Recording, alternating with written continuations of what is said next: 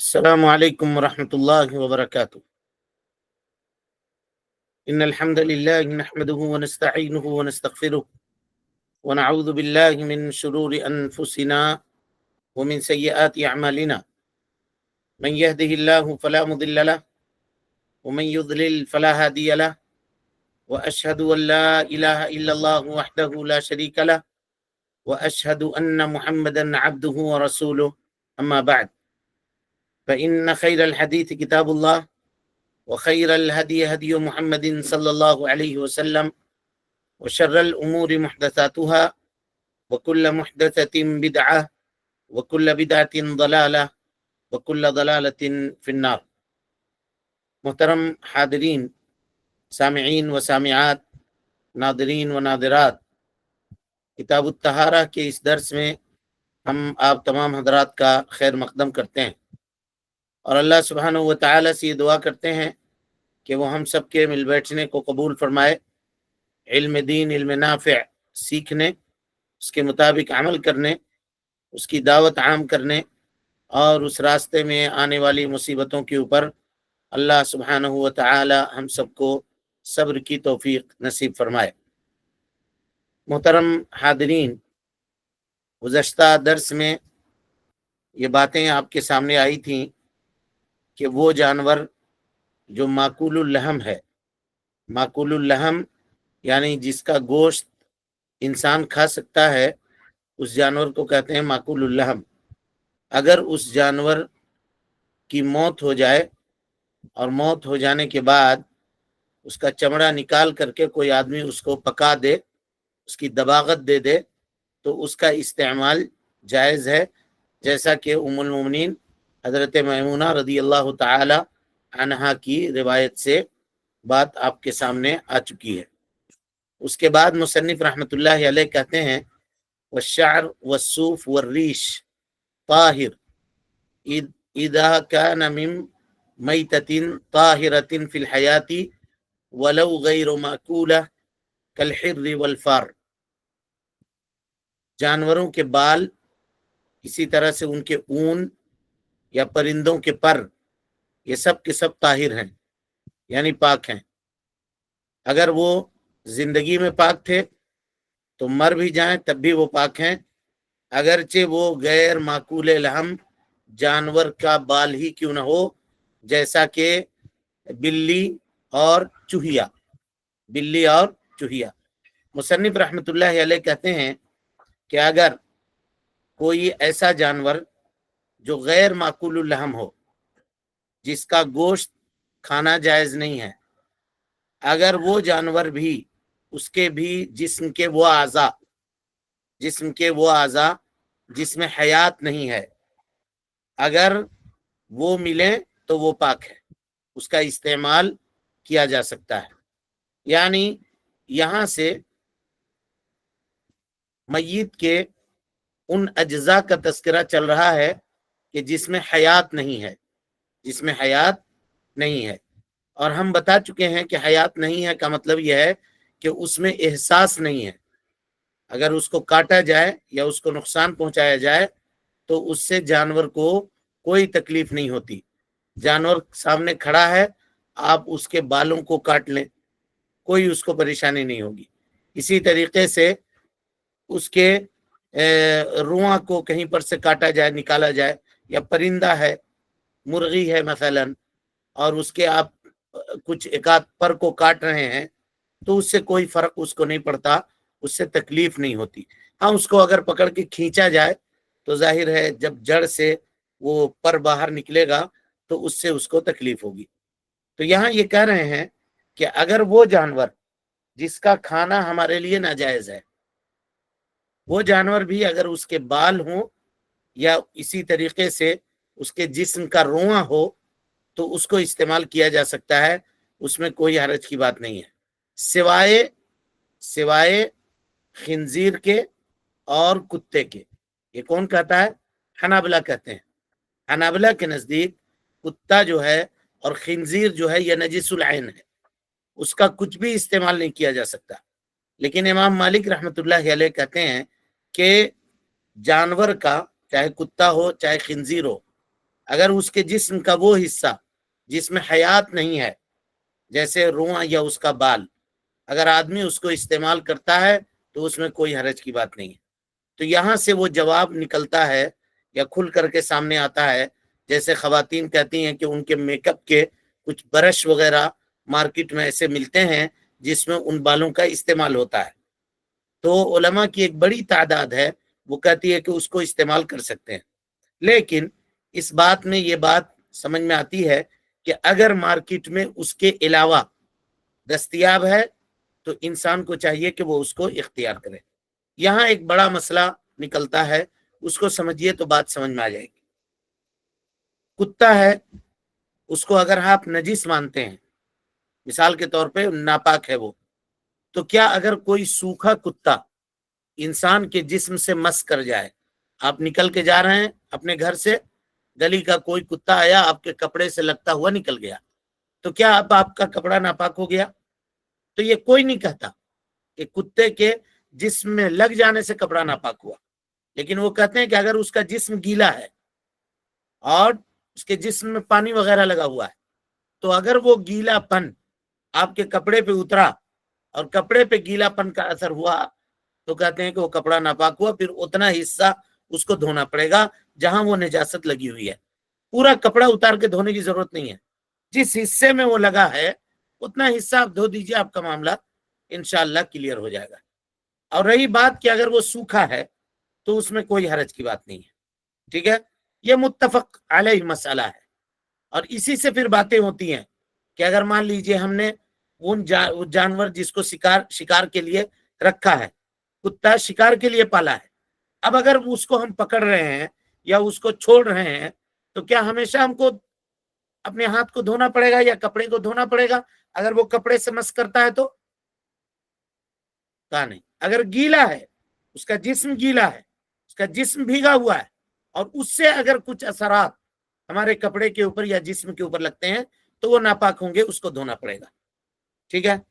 اب اگر اس کا جسم کے بال یہ صاف ہیں، گیلا سوکھے ہوئے ہیں، تو علماء کہتے ہیں کہ اس کو استعمال کرنے میں کوئی حرج کی بات نہیں ہے، لیکن ان چیزوں میں استعمال کیا جائے جو گیلا ہے۔ مثال کے طور پہ کوئی کریم ہے اور کریم ظاہر ہے گیلا ہے، اب اس کریم میں وہ برش لگا کر کے اگر کوئی اپنے چہرے پہ لگا رہا ہے تو اکثر فقہا کہتے ہیں کہ یہ نہیں لگانا چاہیے، سوائے مالکیہ کے۔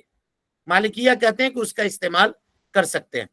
کئی علماء کو پڑھنے کے بعد یہ بات سمجھ میں آتی ہے کہ اس کا استعمال کیا جا سکتا ہے، لیکن مارکیٹ میں اگر اس کا بدل کوئی دوسری چیز دستیاب ہے تو چاہیے کہ اس کے جانب جایا جائے اور اس کو چھوڑ دیا جائے اختلاف سے بچتے ہوئے۔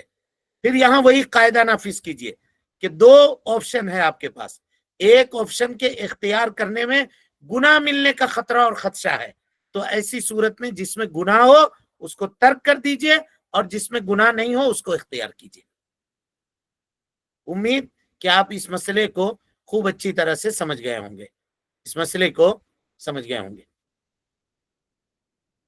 کہتے ہیں کہ وہ جانور جو غیر معقول ہے، یعنی جس کا گوشت نہیں کھا سکتے، اس کے بال کو آپ نے کہا کہ وہ پاک ہے، اور کہا کہ بلی ہو یا چوہا ہو، اگر اس کے جسم سے بھی رواں وغیرہ نکالا جائے تو کہا وہ بھی پاک ہے۔ اس کی دلیل کیا ہے؟ کہا کہ بلی کے بارے میں اللہ کے نبی صلی اللہ علیہ وسلم کی واضح حدیث موجود ہے، آپ نے کہا انہا لیست بنجس، کہ بلی ناپاک نہیں ہے، انہا من الطوافین علیکم او الطوافات، یہ حدیث اس سے پہلے بھی آپ پڑھ چکے ہیں۔ اور اسی طریقے سے فارہ کہتے ہیں چوہے کو یا چوہیا کو، ٹھیک ہے؟ اللہ کے نبی صلی اللہ علیہ وسلم نے اس کو فویسقہ کہا ہے، فویسقہ، اور فویسقہ اس لیے کہا ہے کہ یہ جو ہے نا گھروں کے اندر آگ لگانے کا کام کرتی ہے۔ کہ کس طرح سے؟ مثال کے طور پر کہیں آپ نے چراغ جلا کر کے رکھا ہے، اسی لیے اللہ کے نبی صلی اللہ علیہ وسلم نے رات کو سوتے وقت چراغوں کو بجھا دینے کا حکم دیا۔ کہا کیوں؟ اس لیے کہ چراغ جلائے ہوئے ہیں آپ، اور وہ بلی یا چوہیا رات کو آئی اور چراغ کا پلیتا لے کر کے وہ جل رہا ہے اور اس کو پورے گھر میں یہاں سے لے کے وہاں تک گھما دیا، اب وہ جو کپڑے کے اوپر لگتا چلا گیا، جہاں جہاں لگتا چلا گیا وہ سب کے سب کیا ہو گیا؟ ناپاک ہو گیا۔ اور اس سلسلے میں مفسرین نے بڑی عجیب باتیں لکھی ہیں، وہ آپ کے سامنے ہم بتلا دینا چاہتے ہیں، ذرا سنیے اس کو۔ کہتے ہیں کہ یہ جو ہے نا، یہ اس کی جو نسل ہے، کہتے ہیں کہ یہ بنی اسرائیل سے ہے۔ کیوں؟ کہ اس وجہ سے کہ اگر اس کے سامنے اونٹ کا دودھ اگر پیش کرو گے تو یہ چوہیا نہیں پیتی ہے، اور اگر گائے وغیرہ کا دودھ ڈالیے تو یہ پیتی ہے۔ یہ تجربہ ہے جو مفسرین نے لکھا ہے کتابوں کے اندر، جس کو ہم آپ کے سامنے نقل کر دے رہے ہیں۔ اس سے کوئی مسئلہ ثابت نہیں ہو رہا ہے، بس ایک معلومات ہے، وہ معلومات ہم آپ کے سامنے لے آ رہے ہیں۔ کہ اسی طریقے سے یہ چور بھی ہے، چوہیا جو ہے، یہ چوہا جو ہے، یہ گھروں کے اندر چوری بھی کرتی ہے، یہ کرتا ہے۔ کہا کیسے؟ کہا کہ سلف میں سے کوئی ہے، کا نام ذہن سے نکل رہا ہے، کہتے ہیں کہ میں گھر سے آتا تھا، مزدوری وغیرہ کر کے گھر میں آتا تھا، تو اپنے پیسے نکال کر کے باہر رکھتا تھا، اور اس میں سے کچھ پیسے غائب رہتے تھے، ہمیشہ کچھ پیسے غائب رہتے تھے۔ تو ایک روز میں نے دیکھا کہ کوئی چوہا وہ گھر میں ٹہل رہا ہے، میری نگاہ پڑ گئی، تو ہم نے اس کو کسی چیز میں پکڑ لیا۔ کہا میں یہ دیکھتا ہوں کہ رات کو ایک چوہیا آتی ہے اور وہ اپنے بل کے سامنے کھڑی ہوتی ہے، اس طرح سے کہ جیسے وہ مجھ سے منت کر رہی ہو کہ میرے ساتھی کو اور میرے پارٹنر کو چھوڑ دو۔ کہا میں نے اس کو چھوڑا نہیں، انتظار میں رہا۔ کہا تھوڑی دیر کے بعد وہ اندر سے 1 دینار نکال کر لے کر آئی، پھر 2 دینار، پھر 3 دینار۔ کہا اس طرح سے 12 دینار جو میرے پیسے غائب ہوئے تھے، وہ سارے پیسے نکال کر کے لا کر اس نے رکھ دیا سامنے، تاکہ میں اس کے پارٹنر کو اور اس کے ساتھی کو میں چھوڑ دوں۔ کہ اس سے یہ پتا چلا کہ یہ چور بھی ہے۔ اسی لیے اللہ کے نبی صلی اللہ علیہ وسلم نے ان کو چاہے حرم ہو یا غیر حرم ہو، اللہ کے نبی صلی اللہ علیہ وسلم نے اس کو مارنے کا اور اس کو قتل کرنے کا حکم دیا، اور اس کو کہا کہ یہ فویسقہ ہے، فاسق ہے۔ یہ جانور کیا ہے؟ فاسق ہے۔ کون؟ چوہیا۔ اور اسی سے استدلال کرتے ہوئے حنفیہ کہتے ہیں کہ چوہا جو ہے وہ ناپاک ہے، چوہا ناپاک ہے۔ علماء کا اختلاف ہے اس میں، جمہور علماء مالکیہ، شافعیہ، حنابلہ یہ کہتے ہیں کہ چوہا پاک ہے، بلی کی طرح۔ کہ کیوں؟ کہ اس لیے کہ جس طرح سے بلی سے بچنا ناممکن ہے، کہ اسی طرح سے چوہے سے بچنا ناممکن ہے، اس وجہ سے وہ پاک ہے۔ اور حنفیہ کہتے ہیں کہ نہیں، چوہا ناپاک ہے، خبیث ہے۔ کہ کیوں؟ اس لیے کہ اللہ کے نبی صلی اللہ علیہ وسلم نے اس کو نجس اور ناپاک کہا ہے۔ نبی صلی اللہ علیہ وسلم نے اس کو نجس نہیں کہا، نبی صلی اللہ علیہ وسلم نے اس کو فاسق کہا، اور فاسق کہنا یہ اس بات کے اوپر دلالت کر رہا ہے کہ وہ ناپاک ہے۔ حالانکہ حنفیہ کی بات یہاں پہ درست اور صحیح نہیں ہے۔ درست اور صحیح بات یہ ہے کہ وہ ناپاک نہیں ہے، وہ ناپاک نہیں ہے۔ اب اتنی باتیں جاننے کے بعد آپ کے سامنے مسائل کھل کر سامنے آ چکے ہوں گے۔ اب آئیے ان برتنوں کے حکم کی طرف لوٹتے ہیں۔ کہا کہ وہ برتن جس کا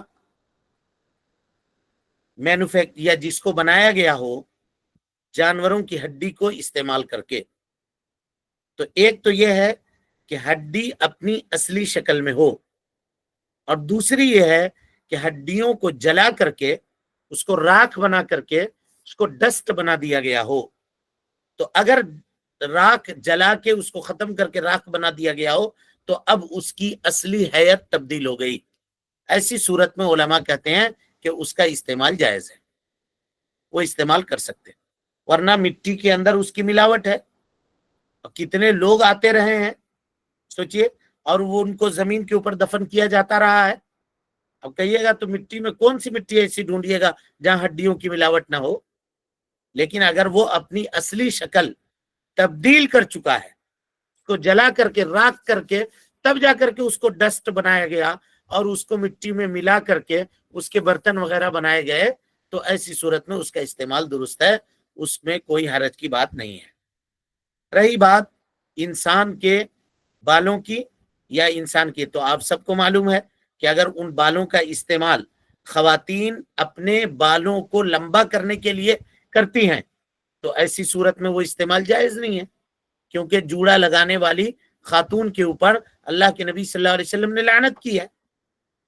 اور رہی بات انسان کے جسم کا کوئی بھی حصہ، وہ اس کا اپنا نہیں ہے، اس کو وہ بیچ نہیں سکتا، اس کو فروخت نہیں کر سکتا، اور انسان محترم ہے، اور اس کے احترام کا تقاضا یہ ہے کہ اس کے جسم کے کسی حصے کو فروخت نہ کیا جائے اور اس کو بیچا نہ جائے، لہذا اس کا بیچنا بھی ناجائز اور اس کا استعمال بھی ناجائز ہے۔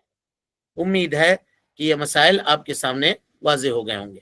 اس کے بعد شیخ کہتے ہیں وَيُسَنُّ تَغْطِيَةُ الْآنِيَةِ وَإِكَاءُ الْأَسْقِيَةِ، کہتے ہیں کہ یہ بات سنت سے ثابت ہے کہ انسان کو چاہیے کہ وہ اپنے برتنوں کو ڈھک کر کے رکھے، اور پانی پینے کا جو مشکیزہ ہے اس کے منہ کو باندھ دے۔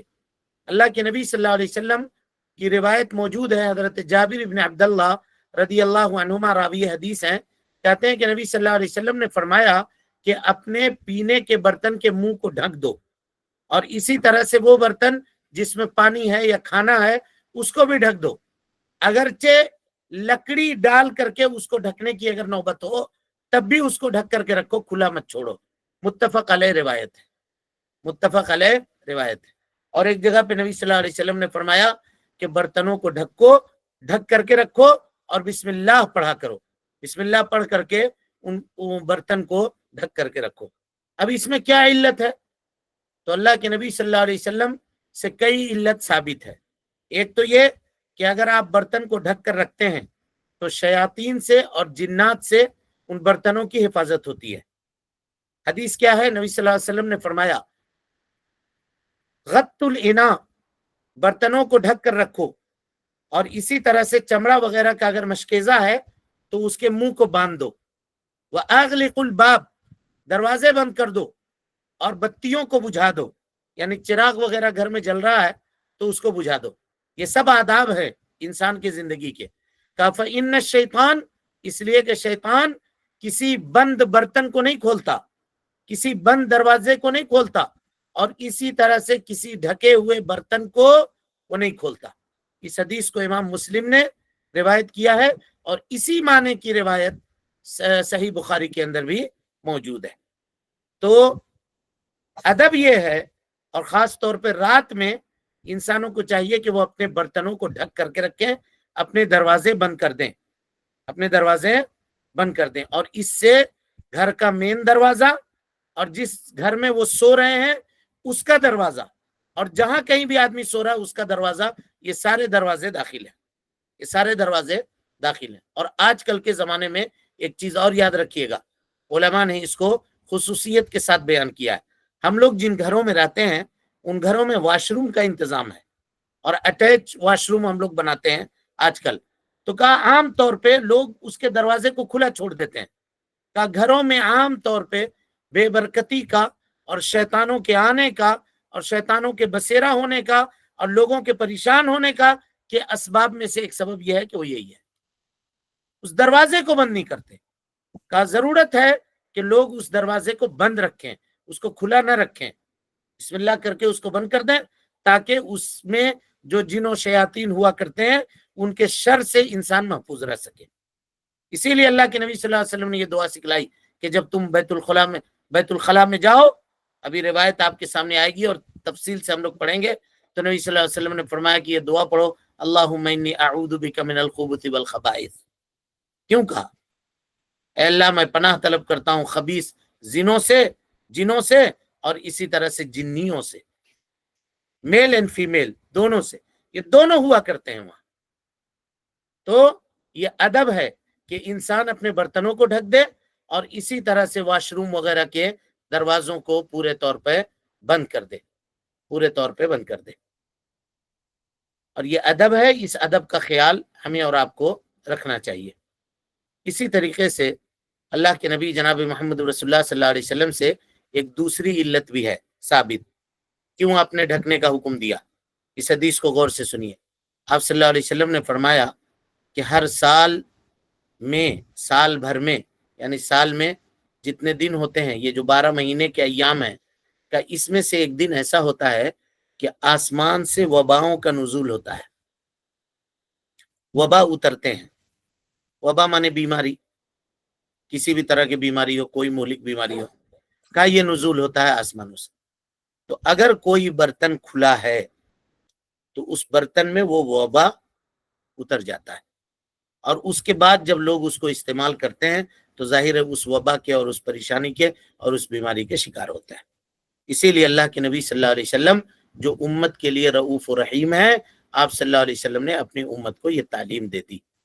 और आपने कहा, हदीस देखिए, सही मुस्लिम की रवायत है, नबी सल्लल्लाहु अलैहि वसल्लम ने फरमाया, गत्तुल इना, बर्तनों को ढक दो, व औकुस सिका, पानी के जो मशकेज़े हैं उसको बांध दो, का फ़इन्न फ़िस्सनति लैला, साल में एक रात है, यंजिलु फीहा वबा, कि जिसमें वबा का नुजूल होता है, ला यमुर्रु बिइनाइन लैसा अलैहि गिता, ये वबा हर उस बर्तन से गुजरती है जिसमें ढक्कन नहीं लगा हुआ है, औ सिका, या पानी पीने का कोई सामान है जिसमें ढक्कन उसका बंद नहीं है, उसको ढका हुआ नहीं है, तो इल्ला नज़ल फीही मिन ज़ालिकल वबा, तो वो वबा उस बर्तन में जो है वो नाजिल हो जाता है, उतर जाता है। इस हदीस को इमाम मुस्लिम रहमतुल्लाहि अलैह ने अपने सहीह में नकल किया है। तो अल्लाह के नबी जनाब मोहम्मद रसूलुल्लाह सल्लल्लाहु अलैहि वसल्लम ये इस उम्मत के लिए कितना रऊफ हैं, कितने रहीम हैं, और उस उम्मत के अफराद की कितनी फिक्र आप सल्लल्लाहु अलैहि वसल्लम को थी कि आप सल्लल्लाहु अलैहि वसल्लम ने ये बतला दिया, छोटी छोटी बातों की तरफ तवज्जो दिलवा दी, और कहा कि जब रात को सो तो बर्तन को ढक दो, क्योंकि बर्तनों का ढका हुआ होना ये तुमको बीमारियों से भी महफूज करता है, खास तौर पे दिल की बीमारियां और इस तरह की बीमारियों से इंसान महफूज रह सकता है जब इन चीज़ों के ऊपर वो अमल करे। तो इंसान को चाहिए कि खुद भी इन आदाब को इस्तेमाल करे और अपने बाल बच्चों को भी ये आदाब सिखाए, ये आदाब सिखाए। अल्लाह के नबी सल्लल्लाहु अलैहि वसल्लम से एक और रिवायत है इस सिलसिले में, आपने फरमाया, गत्तुल इना व औकुस सिका फ़इन्न फ़िस्सनति लैला यंज़िलु फ़ीहा वबा, का रात साल भर में एक रात ऐसी है जिसमें वबा, बीमारी और परेशानियां नाजिल होती हैं, अगर कोई बर्तन खुला हुआ है तो उसमें वो परेशानियां उतर जाती हैं। सही मुस्लिम की रिवायत है, रिवायत बिल्कुल सही है। तो इससे ये पता चला कि इंसान को चाहिए कि वो अपने बर्तनों को क्या करे, ढक करके रखे। अगरचे कोई और चीज, कोई कपड़ा उस पर डालना पड़े, कोई लकड़ी उसके ऊपर डालना पड़े, लेकिन उसको ढके, उसको ढके। नबी सल्लल्लाहु अलैहि वसल्लम ने फरमाया, कोई भी बर्तन खुला हुआ ना छोड़ो, उसको ढक दो, अगरचे उसके ऊपर लकड़ी ही रखने की जरूरत पड़े तो लकड़ी रख दो और उसको ढक दो, उसको खुला न छोड़ो। इससे ये पता चला कि अल्लाह के नबी जनाब मोहम्मद रसूलुल्लाह सल्लल्लाहु अलैहि वसल्लम इस उम्मत को दुनिया और आखिरत की हर भलाई से आप सल्लल्लाहु अलैहि वसल्लम ने आगाह कर दिया, और दुनिया और आखिरत की तमाम तर मजर्रत से और तमाम तर परेशानियों से और हर उस चीज से जो इंसान को नुकसान पहुंचा सकती थी, अल्लाह के नबी सल्लल्लाहु अलैहि वसल्लम ने मना कर दिया, रोक दिया।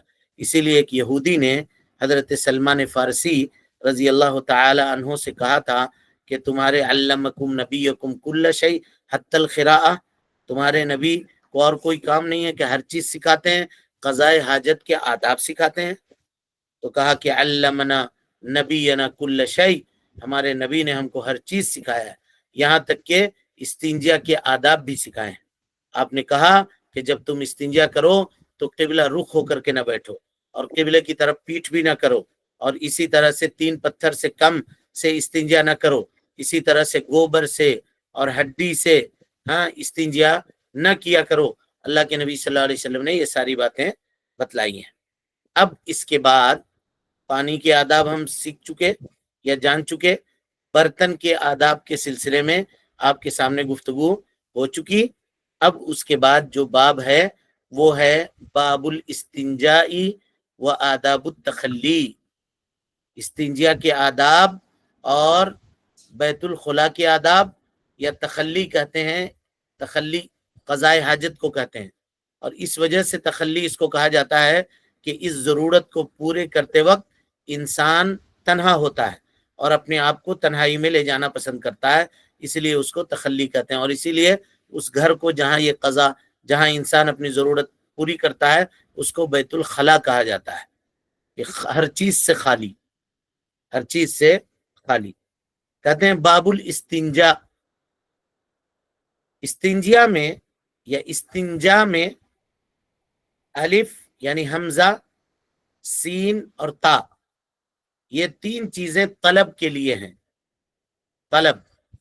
تو جب کوئی آدمی استنجا کرتا ہے تو وہ نفاست طلب کر رہا ہوتا ہے، اور وہ یہ طلب کر رہا ہوتا ہے کہ جو پریشانی، جو اذا، جو ناپاکی اس کے جسم سے نکلنے والی ہے اس کو وہ اپنے سے دور کر لے، اپنے سے ختم کر لے، اسی لیے اس کو کہا جاتا ہے استنجا۔